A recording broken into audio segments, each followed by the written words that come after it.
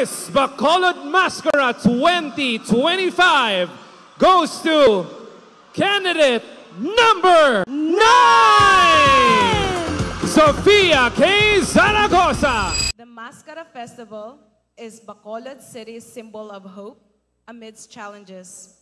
As a woman who embodies beauty that smiles from within, how can beauty serve as a force for healing and transformation in our community?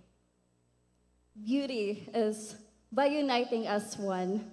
I believe that as a Miss Bacolod Mascara, we are not only about our beauty, we're not only about our looks and intelligence, but our purpose, and that is to make everyone feel included. That is where to make everyone feel belong. And this year, Mascara Festival, where we're able to include the marginalized sectors, especially the PWD, LGBTQ community, our pets, we're able to make them feel belong. And as long as we make them feel along, then we will have a marketplace of creativity and ideas, and we will have an endless possibilities. Thank you so much.